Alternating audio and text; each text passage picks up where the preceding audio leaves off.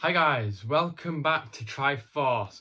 Owen here, and today we'll be rating the Premier League clubs' January transfer signings from each individual club. Firstly, we'll be starting off with Arsenal. Now, Arsenal only made 2 signings in January that I presume not too many people will have heard of.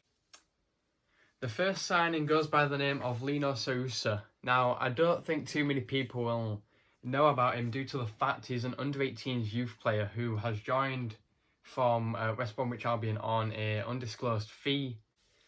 It could prove to be a good youth signing for the future Arsenal squad. He could prove to be a good youth signing for the future due to the fact he's a left back, which could prove to be a good place where they can develop him into, because they could use Kieran Tierney as a kind of role model for him to look upon and think, I need to be getting to that level. Now, he's only 17 years old, so he's got loads of time to develop. Get him a few loan spells under his belt, and maybe he could one day be fighting for the spot between Kieran and himself, between left back role in the starting senior squad. But for starters, he needs to properly adapt to the new environment in Arsenal, and he needs to get a few loan spells under his belt, in my opinion, just to get used to the first team feeling and to the first senior squad feeling and atmosphere between the difference of youth and senior. He can also play in left midfielder role, which is quite good because he, as well as being a defensive player, he can also be an attacking player, which could be quite good for Arsenal, as with the left mid role, they've already got Gabriel Martinelli there, who I presume will be there in a few years' time, same as for Lino Sousa. But he could also be, due to the fact that if he's injured, if Martinelli's injured himself, or has been injured in a game or training, or if Tierney's been injured, he could play both left back or left mid. It depends, and it could prove to be a good signing, in my opinion, because if he's going to be a versatile player, it's very good that he's between the left back role and the left mid role, because then he's got 2 compact roles where he knows the side of the field quite well. Lino caught the eye of various Premier Division clubs with his close ball control and attributes with his vision, which could prove to also help his standard, because a left back or left mid with good ball control and vision is quite important, due to the fact that he could, look for a good through ball, look for a good switch to the right winger or to the right back, or even if he's on the left mid where he's replacing someone, he could play a good through ball to the attacker who can latch onto it and obviously score that goal. As well as that, he has good dribbling abilities. Now, that could help him manoeuvre his way out of tight situations between maybe a defender and a midfielder who are coming in towards him on the left mid, and he could just take it past them with good dribbling attributes. I rank this signing as a B because it could prove to be a good youth signing for the future squad and development. Arsenal's second and final signing of the January transfer window goes by the name of Austin Trusty. Austin is a 23-year-old centre-back who signs from Colorado Rapids, but has been loaned back out there for the remainder of the season. This seems like a good decision by Arsenal, since they've already got Gabriel, Tomiyasu and Ben White in the defender role, which all are very good in their own ways and are obviously a bit higher to Trusty's attributes and skill level. So with the loan out to his former club, and maybe a few more loans in Europe next season and possibly the season after, he could be also challenging for a role in that defender role at Arsenal. But unfortunately, I'm going to have to rank this signing as a C, since I don't see him getting any better than Ben White or Tomiyasu at all in the future, and due to the fact with him also going to be loaned out for the next few seasons, probably to a European club, I don't really feel confident that he'll make it to the Arsenal first team squad. So, moving on though. Our next club is Aston Villa, who had a very good transfer window after Steven Gerrard was hired. and brought in reinforcements and getting rid of those left behind by Dean Smith. He managed to bring the little magician Felipe Coutinho from Barcelona on a loan deal with a 40 million buyout clause. Coutinho failed to make an impact at Camp Nou after his massive 140 million move in the January transfer window of 2018 after leaving Liverpool. Coutinho struggled to put an impact in the Barcelona squad after his massive 146 million move in January of 2018, but now he's back in England. He could possibly go back to his best under Steven Gerrard. After what Gerrard did with Rangers, I have the utmost confidence that he can work Felipe Coutinho into a player that he should be. I think he could go to his best under Steven Gerrard. I think this because he's already grabbed a goal and an assist for Aston Villa, especially since it being against Manchester United, who former club Liverpool do not have a good relationship with. So it's really good that he's already gotten himself a goal and an assist, assisting Jacob Ramsey against the Red Devils. I'll rate this signing as an A because we know how good that Felipe Coutinho can perform, and we know how well he can just spark out of nowhere. He's a set piece specialist. He can score from outside the box, inside the box. He can spot a ball from miles away. He's just a really good all-round player. And under Steven Gerrard's guidance, I think that Gerrard can put a U-turn into his career and put him back on the right tracks. Gerrard's next signing for Aston Villa was Lucas Digne in a 25 million deal, in which Lucas Digne did fall out of favour at Everton after a bit of an altercation with former manager Rafa Benitez. I think the pricing was really good for the left back. After all, he's a set piece specialist. He can whip a great corner in, that's which he's already proven, especially against former side Everton, which he got an assist where he whipped the ball in and Buendia got the goal from the corner. But he can also score free kicks as well. So I think it's a good value and a good signing for Aston Villa. When Lucas Digne was interviewed about signing for Aston Villa, he said that Steven Gerrard was the most influenced on his move to the Villains, and said that he was really excited with working with Gerrard, especially since being a supposed Liverpool fan with the tattoo of "You'll Never Walk Alone" along his chest. I'll also rate this signing as an A because it's a brilliant attacking fullback signing. He may lack a little bit on the defensive side, but he can still do the job, seeing as though he is a Premier League defender, and he obviously is at the top of his game. But I think he's a really good signing for Villa, and with working under Steven Gerrard, he'll just get better, and I think that he'll develop with defending under Gerrard and training, so I think it's a really good signing. The next signing was Kerr Smith from Dundee in a 2 million deal. The 17-year-old has clearly been brought in for youth development, and I think that's really good planning for the future development of the Aston Villa team.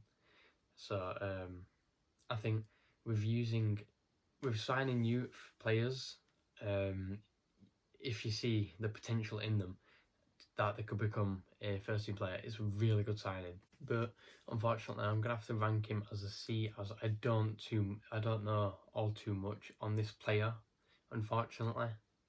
But he is a good signing for the Aston Villa development.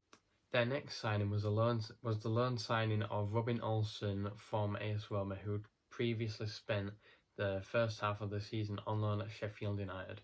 Now, I think this is a really good signing because Gerrard's taken into perspective that Emiliano Martinez may not always start every game because he may need to relax, to get his fitness back up, to have a rest, for example, in cup games, cup ties, anything like that. He could rest him for that and play Robin in net.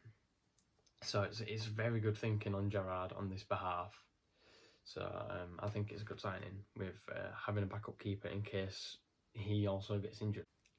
I'm going to rank this signing as a C though, because he's most likely just going to spend the rest of the season sat on the bench, just being a bench warmer unless any injuries or any COVID outbreaks happen within the squad, and Martinez is one of them. Aston Villa's last signing of the transfer window was Callum Chambers from Arsenal in an undisclosed fee.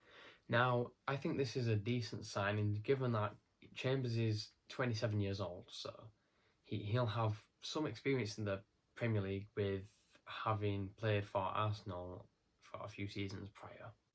And I think he'll definitely have some years in him, and with the experience that he's got, he can influence it on the rest of the squad.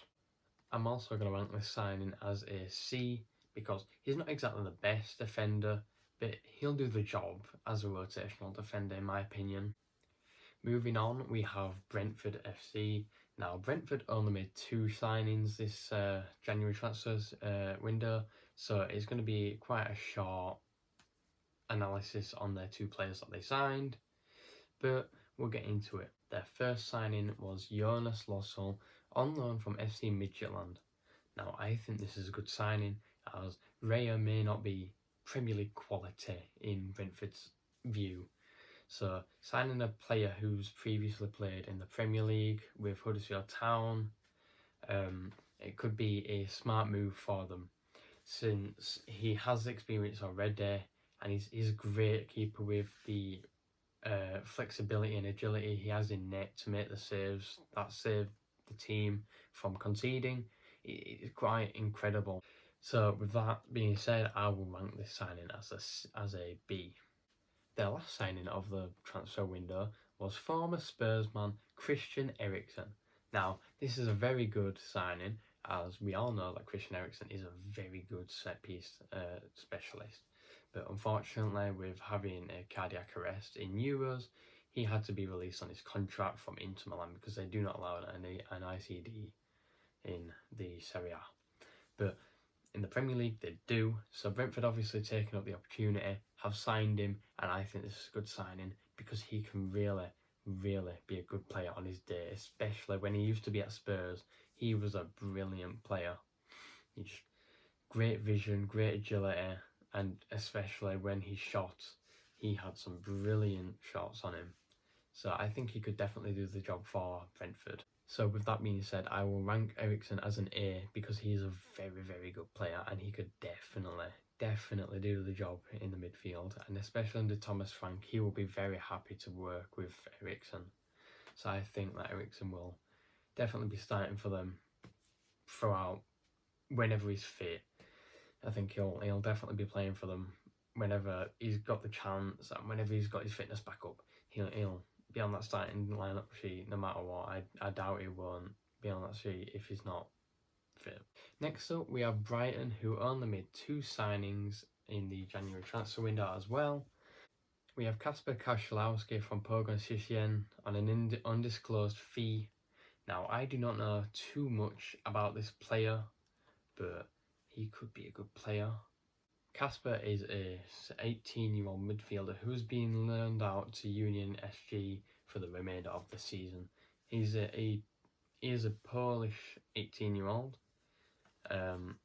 who was highly rated by Brighton, so they decided to bring him in and loan him out. Maybe with a few loan, maybe 2-3 loans under his belt, he'll be battling to get into the Brighton midfield, and especially with Yves Bissouma being linked with teams such as Liverpool, United, Man City maybe, I don't know.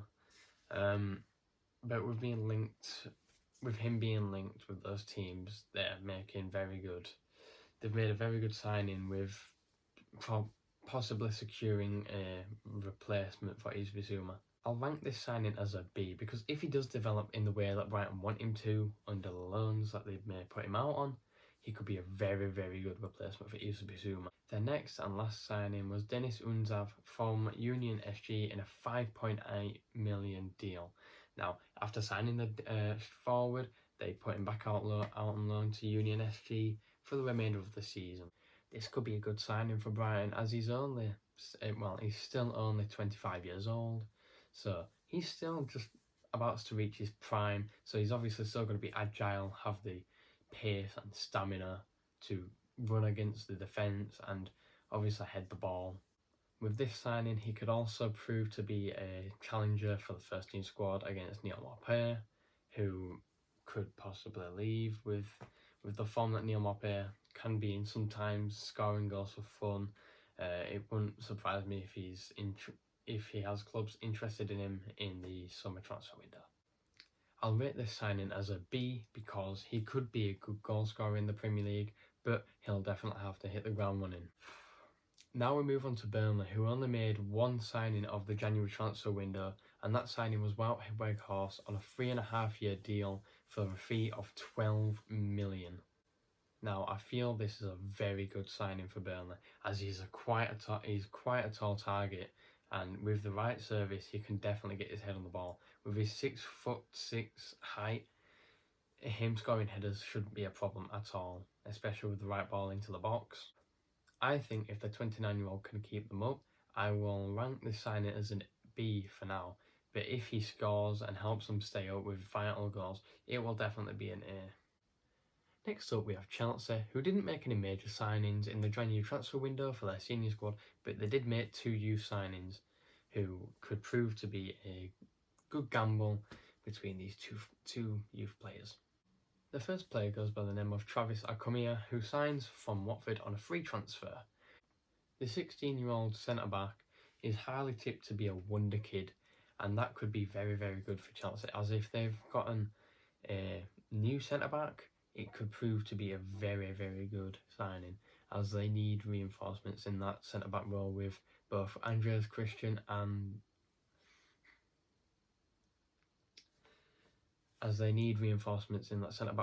Christensen and Rudiger possibly leaving on free transfers in the summer transfer window, which wouldn't be good for them. Especially with Rudiger, he is a very, very good centre back, and Chelsea should definitely keep him. But with this signing, it could be a very good development signing. I'll rate this signing as a B because he sounds like he has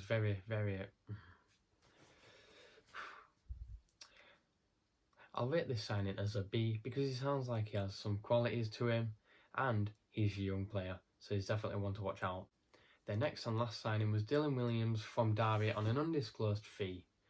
The 18-year-old left back could be a very good signing for Chelsea, as they need to develop new left backs, especially with Marcos Alonso's age is starting to catch up to him.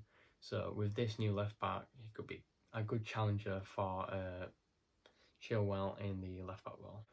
Not too much to rate him on, but I'll rate this one as a B because he sounds like a good future signing for Chelsea's future squad. Next up is Crystal Palace, with their first signing being Killian Phillips, who comes from Drogheda United. The Irish right winger has gone straight into the Crystal Palace under-23s, and he could be a good little signing for them, as he could definitely develop in that youth squad, well, in the under-23s, and he could definitely prove to be a Premier League player in the future with a few loan spells under his belt and the right amount of training and development. He could definitely be up there for Crystal Palace in the future. I'll rate this one as a B because I don't know too much about this player, but he sounds like a good future signing. Their next signing was Joshua Ade from Langley on an undisclosed fee. The 18-year-old fullback represents Ghana on an international level and could be a very good signing for Crystal Palace with them needing a few fullbacks. it could definitely prove to be a good signing. Should Palace give him a few loan spells and keep him out for about 2-3 seasons, giving him some senior experience, he could definitely develop into the player that they want him to develop into. I'll rate this signing as a B also because I don't know too much about him, but he could definitely be a good future signing for Crystal Palace. Next up, we have Frank Lampard's Everton, who signed quite a few players on during the January transfer window, with the first one being Vitaly Mykolenko, joining from Dynamo Kiev on an undisclosed fee. The Ukrainian left-back joins after Luka Dean was sold to Aston Villa for a £25 million deal, and he could definitely be a good signing for the Toffees if if he steps up to Luca Dean's level when he was there at the Toffees. I rank this signing as a B because it looks like a good replacement signing for a player who has just left. Their next player was Scottish fullback Nathan Patterson from Rangers in an undisclosed fee. The fullback has shown quite a lot of promise and praise during his career at Rangers, and he could be a great young signing for the Toffees. I rank this one as a B because we'll have to wait for him to develop and then get his chance in the Premier League, but still, he sounds like a very good youth player. Our next signing was Anwar El Ghazi, who comes in loan from Aston Villa. Now, the Dutch winger could be a good signing for Everton, as Andros Townsend's age is knocking on the door, and sooner or later he may be forced to retire with his old age. Well, with his older age. But with Anwar in, he could prove to be a great loan signing, and if Everton decide to try and sign him on a permanent, he could definitely be a great signing for the Blues. I'll rate it as a B since he offers great options within the squad and he can be a great player on his day. Our next signing is a brilliant loan signing done by Everton and Frank Lampard. This player is called Donny van der Beek. Now, after struggling for game time at Manchester United, he really wanted to leave and he finally got his wish, but only within a loan. And now, if he proves that he deserves the play time at Manchester United with this loan move at Everton, then who knows. But it's a brilliant signing. In my personal opinion, I am really impressed with how they've managed to do this and with how they've managed to sign him. I'll rate this signing as an A because he's a brilliant player. He's got great ability in the ball and vision, so he could definitely prove to be a brilliant signing for Everton. Everton's final and last signing was Dele Alli on a free transfer from Spurs. Now, Dele Alli joins after dramatically falling down the pecking order at White Hart Lane. Now, with his attitude when he was at Spurs, he deserved to be dropped from the squad. But joining Everton, if he definitely gets his attitude up and decides to improve on his attitude and decides to improve on the pitch, then he'll definitely get his game time and he'll definitely show why he should be a Premier League footballer after bursting out on the scene in the 2015-16 season. Now, if he gets back to his best with Everton, it'd be a brilliant signing. So I'm going to rate this as a B with a hint of an A, depending on how well he does with the rest of the season and next season. The next team we have is Leeds, who only made one signing in the January transfer window, who goes by the name of Mateo Fernandes on an undisclosed fee from Espanyol. The 18-year-old Spanish centre-forward could be a bright star for the Leeds academy, as Bamford, he may be starting to lose his abilities as he gets older. With this 18-year-old signing, he could prove to be a good replacement for Bamford, as well as being a prolific goal scorer for them in the future. A loan to one or two clubs may be good for the young attacker, so I'll rate this one as a B because he seems like a good youth replacement for Patrick Bamford as the years roll on. Next up, we have Leicester, who did absolutely nothing in the January transfer window apart from loan out players, so I can't really rate their transfer incomings. So next up we have Liverpool, who also did make only one signing in this January transfer window, but it is a really good signing, who goes by the name of Luis Diaz, who comes in from Porto on a 37.5 million fee. After having a great season for Porto last season, he caught the eye of many Premier League clubs and Liverpool won the horse race. Spurs were set to sign him, but didn't give an official response towards Porto or Luis Diaz himself. For this signing for Liverpool, I will rate it as an A because he's a very good player, and the Colombian winger can definitely prove why he is Premier League quality. Next up we have Manchester City, who also only made one signing, who goes by the name of Julian Alvarez, who was linked with the red side of Manchester, but they never made any official move. The Argentinian striker signs from River Plate in a 14 million deal.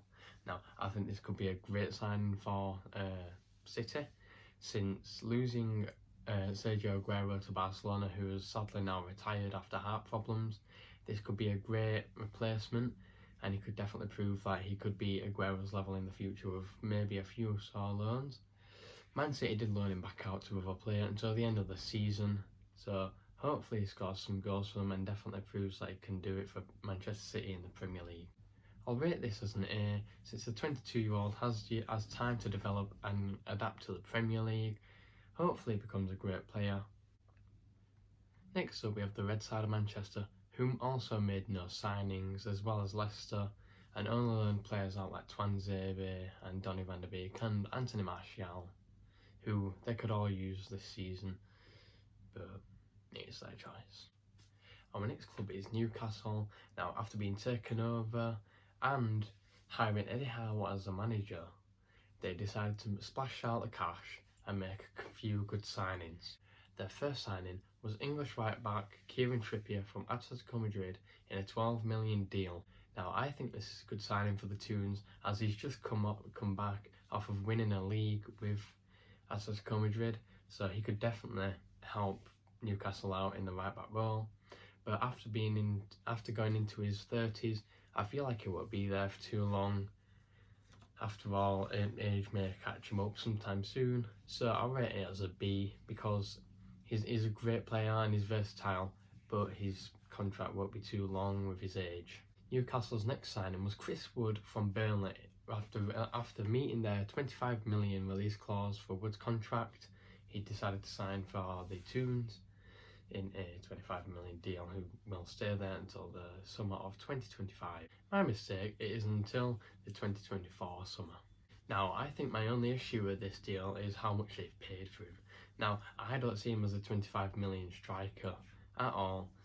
I would have thought that they would have bought him for something like 15 million, but it's a good signing after taking the relegation rival striker. But obviously, Burnley have signed Wout Weghorst, so it's not really too big of a deal. But he can definitely score some goals for the Toons and maybe help them stay out of the relegation battle. So that's why I'll be rating this one as a C, since the pricing was a bit too high, but he'll definitely do the job for the Toons. Their next signing was their biggest signing, with Brazilian midfielder Bruno Guimarães coming in a $35 million deal from Lyon. Now, he'll definitely do the job for Newcastle in the midfield with his defensive abilities, and with his ball control, he can definitely give them some composure in this midfield and definitely help them from being hit on the counter-attack. As to the reason why I'll be rating him as an A, is because he'll be a very good defensive midfielder with great vision for a pass. Newcastle's next signing was a signing of Matt Targett on loan from Aston Villa. I think this is a good signing for Newcastle, as he'll definitely be an upgrade to their current left-back role. So with him being in their left-back, he could definitely do the job for them and help them out with their relegation battle, hopefully. Although I'll rate this as a B, because it's a great loan signing, but they definitely need to bring in a permanent new left-back who can definitely do the job in the Premier League. Their last signing was Dan Burn from Brighton and Hove Albion for a fee of $13 million. Now, I think this is a good signing, as his height, which is 6'7", could be very useful, especially from corners and free kicks, both attacking and defensively, because he could easily win the ball, and especially if he has the jumping ability, he can definitely win the ball to get the ball out and to score a goal. I'll rate this signing as a B, because he's definitely an upgrade in Newcastle's defence. The next two teams, Norwich and Southampton, brought in absolutely no one during the January transfer window, so we'll move swiftly on to Spurs. Spurs made two signings of the January transfer window, their first one being Rodrigo Bentancur from Juventus in a $15.8 million fee. The Uruguayan centre midfielder looks like a good signing and could definitely upgrade their midfield. We've put in Tanguy and Ndombele out on loan and getting rid of Dele Alli with some great little youth players. It could definitely prove to be a good signing for Spurs, and if he brings the quality that they need, then they can definitely use him in the midfield role. I'll rate this signing as a B, because it looks like an improvement in Spurs' midfield, and it will definitely prove to be in the future. Their next signing was Dejan Kulusevski from Juventus as well, on loan for the remainder of the season. Now, the Swedish winger rose onto the scene last season with his good pace and his control with the ball. Now, this could be good for Spurs, as using the wings can definitely help, And with having good service, Harry Kane can definitely get the goals that Spurs need, and definitely bring some points home for them to try and help them qualify for the Europa League, or even better, the Champions League. For that, I'll rate this signing as a B.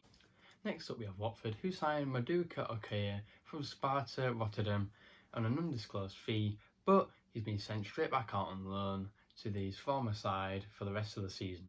This looks like a good signing for Watford, as the 22-year-old Nigerian goalkeeper has definitely got a load of years in him left, maybe more than 15, and will definitely be a good replacement for the versatile Ben Foster when he retires. So for that reason, I'll rate the signing as a B. The next signing was Hussein Kamara, who signs from Nice in a $4 million deal. Now, the 27-year-old Ivory Coast left-back can definitely prove to be a better left-back than Danny Rose, as they've been looking for one for the remainder of the season, and maybe he will be a big upgrade in the Watford squad with the pending fight with relegation. I'll rate the signing as a B because he may have some good few seasons left in him, which can definitely help Watford and may provide them with a safety feeling from falling into the Championship yet again. The next signing was Brazilian player Samir from sister club Udinese in an undisclosed fee.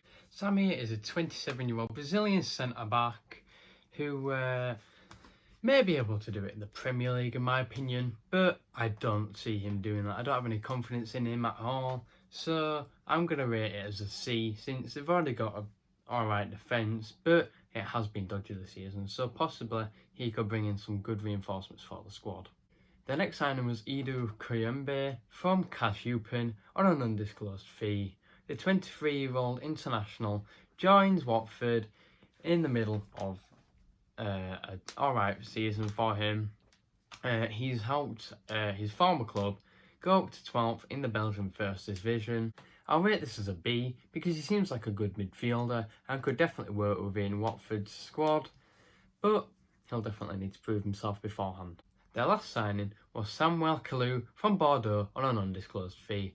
The 24-year-old pacey Nigerian winger joins Watford after being dragged in a relegation battle with also Bordeaux, but he will also be in one with Watford, but he will definitely want to do something else with a new challenge at the Premier League club.